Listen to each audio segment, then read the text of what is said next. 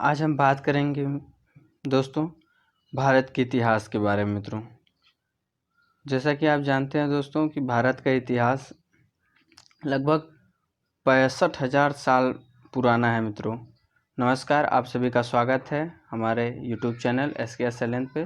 मैं शैलेंद्र आप सभी का स्वागत करता हूं अपने चैनल पे। अगर आप हमारे चैनल पे नए हैं तो हमारे चैनल को सब्सक्राइब कर लें, बेल आइकन को दबा दें ताकि हमारे हर वीडियो की नोटिफिकेशन आप तक पहुंचती रहे। तो दोस्तों, आपका समय न लेते हुए चलिए वीडियो को शुरू करते हैं। मित्रों, भारत का इतिहास। मित्रों, भारत का इतिहास कई हजार वर्ष पुराना माना जाता है। मित्रों, 65,000 साल पहले आधुनिक मनुष्य या होमो सेपियंस अफ्रीका से भारतीय उपमहाद्वीप में पहुंचे थे, जहां वो पहले विकसित हुए थे। दोस्तों, सबसे पुराना ज्ञात आधुनिक मानव आज से लगभग 30,000 साल पहले दक्षिण एशिया में रहता था। 6500 ईसा पूर्व के बाद खाद्य फसलों और जानवरों के वर्चस्व के लिए सबूत, अस्थायी संरचनाओं का निर्माण और कृषि अधिशेष का भंडारण मेहरगढ़ और अब बलूचिस्तान के अन्य स्थलों में दिखाई दिया। दोस्तों, ये धीरे धीरे सिंधु घाटी सभ्यता में विकसित हुए। दोस्तों, दक्षिण एशिया में पहली शहरी संस्कृति जो अब पाकिस्तान और पश्चिमी भारत में 2500 से 1900 ईसा पूर्व के दौरान पनपी। मित्रों, मेहरगढ़ पुरातात्विक दृष्टि से महत्वपूर्ण स्थान है, जहां नवपाषाण युग 7000 ईसा पूर्व से 2500 ईसा पूर्व के बहुत से अवशेष मिले हैं। मित्रों, सिंधु घाटी सभ्यता जिसका आरंभ काल लगभग 3300 ईसा पूर्व से माना जाता है। प्राचीन मिस्र और सुमेर सभ्यता के साथ विश्व की प्राचीनतम सभ्यता में से एक है। दोस्तों, इस सभ्यता की लिपि अब तक सफलतापूर्वक पढ़ी नहीं जा सकी है। दोस्तों, सिंधु घाटी सभ्यता वर्तमान पाकिस्तान और उससे सटे भारतीय प्रदेशों में फैली थी। दोस्तों, पुरातत्व प्रमाणों के आधार पर 1900 ईसा पूर्व के आसपास इस सभ्यता का अकस्मात पतन हो गया। दोस्तों, 19वीं शताब्दी के पश्चात विद्वानों के प्रचलित दृष्टिकोणों के अनुसार आर्यों का एक वर्ग भारतीय उपमहाद्वीप की सीमाओं पर 2000 ईसा पूर्व के आसपास पहुंचा और पहले पंजाब में बस गया। दोस्तों, और यही ऋग्वेद की रचनाओं की रचना की गई। आर्यों द्वारा उत्तर तथा मध्य भारत में एक विकसित सभ्यता का निर्माण किया गया। दोस्तों, जिसमें वैदिक सभ्यता भी कहते हैं। प्राचीन भारत के इतिहास में वैदिक सभ्यता सबसे प्रारंभिक सभ्यता है। दोस्तों, जिसका संबंध आर्यों के आगमन से है। इसका नामकरण आर्यों के प्रारंभिक साहित्य वेदों के नाम पर किया गया है। दोस्तों, आर्यों की भाषा संस्कृत थी और धर्म वैदिक धर्म था या सनातन धर्म मित्रों हम कह सकते हैं। ये इन नाम से प्रसिद्ध हुए। मित्रों, बाद में दोस्तों विदेशी आक्रांताओं द्वारा इस धर्म का नाम हिंदू पड़ा। दोस्तों, वैदिक सभ्यता सरस्वती नदी के तटीय क्षेत्र, जिसमें आधुनिक भारत के पंजाब, भारत और हरियाणा राज्य आते हैं, दोस्तों में ये विकसित हुई।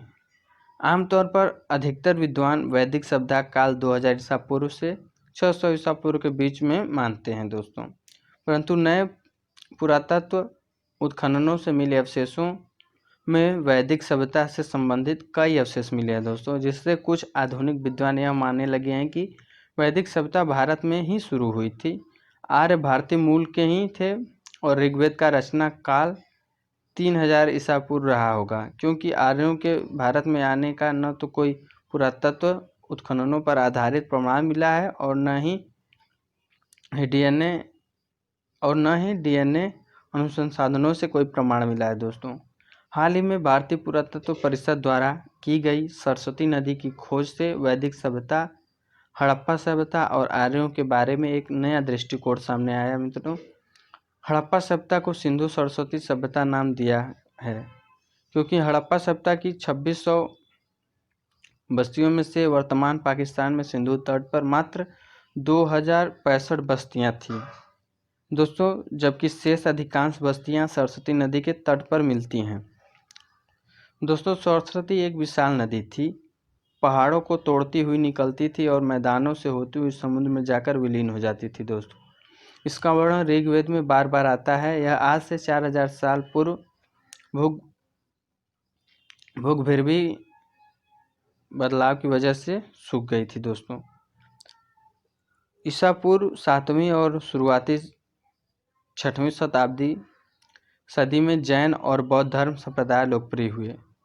अशोक ईसा पूर्व 265 से 241 तक मित्रों इस काल का एक महत्वपूर्ण राजा था, जिसका साम्राज्य अफगानिस्तान से मणिपुर तक और तक्षशिला से कर्नाटक तक फैल गया था। दोस्तों, पर वे संपूर्ण दक्षिणी तक नहीं जा सका। दक्षिण में चोल सबसे शक्तिशाली निकले। संगम साहित्य की शुरुआत भी दक्षिण में इसी समय हुई। भगवान गौतम बुद्ध के जीवन काल में ईसा पूर्व 7वीं और शुरुआती 6वीं शताब्दी के दौरान 16 बड़ी शक्तियां महाजनपद विद्यमान थे। अति महत्वपूर्ण गणराज्यों में कपिलवस्तु के, शाक्य और वैशाली के लिच्छवी गणराज्य थे। गणराज्यों के अलावा राजतंत्री राज्य भी थे दोस्तों, जिनमें से कौशाम्बी, वत्स, मगध, कोसल, कुरु, पांचाल, चेदी और अवंती महत्वपूर्ण थे। इन राज्यों का शासन ऐसे शक्तिशाली व्यक्तियों के पास था दोस्तों, जिन्होंने राज्य विस्तार और पड़ोसी राज्यों को अपने में मिलाने की नीति अपना रखी थी। दोस्तों, तथापि गणराज्यात्मक राज्यों के तब भी स्पष्ट संकेत थे जब राजाओं के अधीन राज्यों का विस्तार हो रहा था। इसके बाद भारत छोटे छोटे साम्राज्यों में बंट गया। दोस्तों, 8वीं सदी में सिंध पर अरबों का अधिकार हो गया। यह इस्लाम का प्रवेश माना जाता है। दोस्तों, 12वीं सदी के अंत तक दिल्ली की गद्दी पर तुर्क दासों का शासन आ गया, जिन्होंने अगले कई सालों तक राज किया। दक्षिण में हिंदू विजयनगर और गोलकुंडा के राज्य थे। 1556 में विजयनगर का पतन हो गया। दोस्तों, सन 1526 में मध्य एशिया से निर्वासित राजकुमार बाबर ने काबुल में पनाह ली और भारत पर आक्रमण किया। दोस्तों, उसने मुगल वंश की स्थापना की, जो अगले 300 वर्ष तक चला। इसी समय दक्षिण पूर्वी तट से पुर्तगाल का समुद्री व्यापार शुरू हो गया था। दोस्तों, बाबर का पोता अकबर धार्मिक सहिष्णुता के लिए विख्यात हुआ।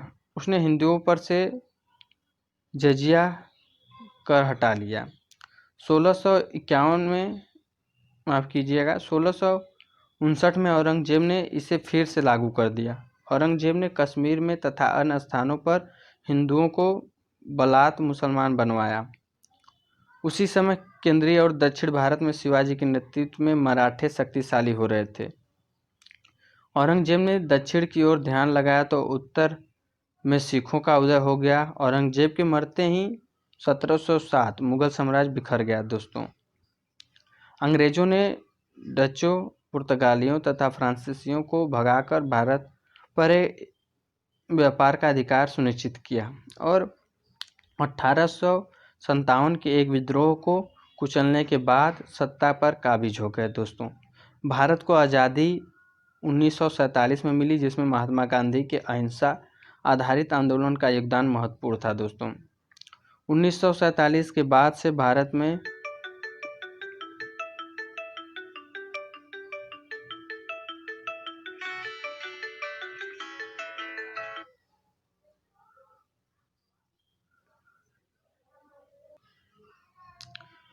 मित्रों 1947 के बाद भारत में गणतांत्रिक शासन लागू हुआ। आज़ादी के समय ही भारत का विभाजन हुआ, जिसमें पाकिस्तान का जन्म हुआ और दोनों देशों में कश्मीर सहित अन्य मुद्दों पर तनाव बना हुआ है। दोस्तों, इस वीडियो को ज़्यादा लंबा न करते हुए आज की वीडियो को यहीं पे अंत करते हैं। मित्रों, अगले वीडियो में हम इसी पार्ट का दूसरा पार्ट लेकर आएंगे मित्रों, भारत के इतिहास के बारे में। तब तक के लिए जय हिंद, जय भारत।